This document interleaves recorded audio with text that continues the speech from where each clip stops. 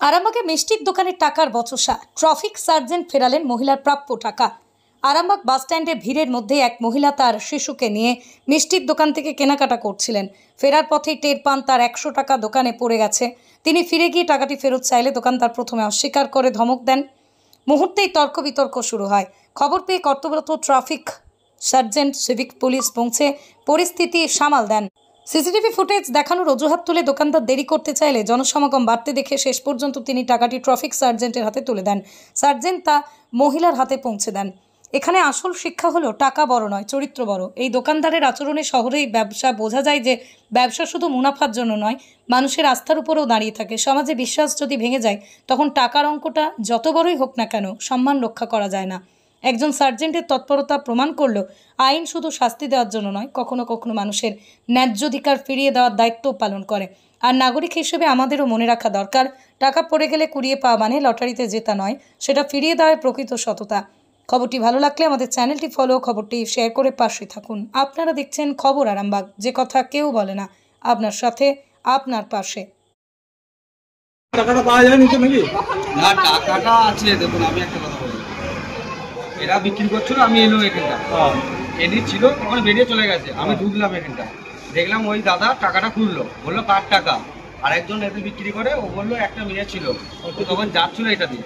আমি বললাম দিদি শুনুন, আপনার টাকা পড়ে আছে এখানে। দিয়ে ওকে আস্তে আস্তে জিজ্ঞাসা করলাম আপনার কি টাকা পড়েছে? ও নিজেই বলতে পারছে না আমার ক টাকা। এখানটা এলো, এসে জিজ্ঞাসা করছে দিদি, এরাও জিজ্ঞাসা করছে ক টাকা পড়েছে তোমার বলো।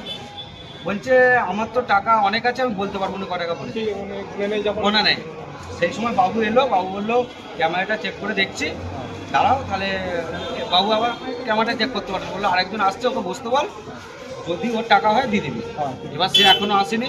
এই এক সাইড কতক্ষণ হবে ওই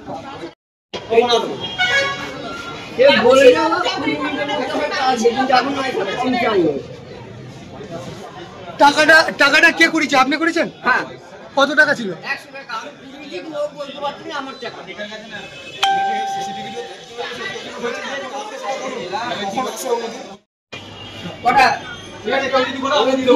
কি হয়েছিল যদি একটু ঘটনাটা বলেন?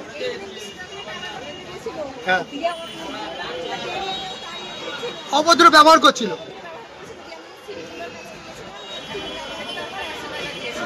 মানে ওনাদের কাছ থেকে বলে আপনার পাওনা টাকাটা আদায় করে দিয়েছে। কি নাম আপনার?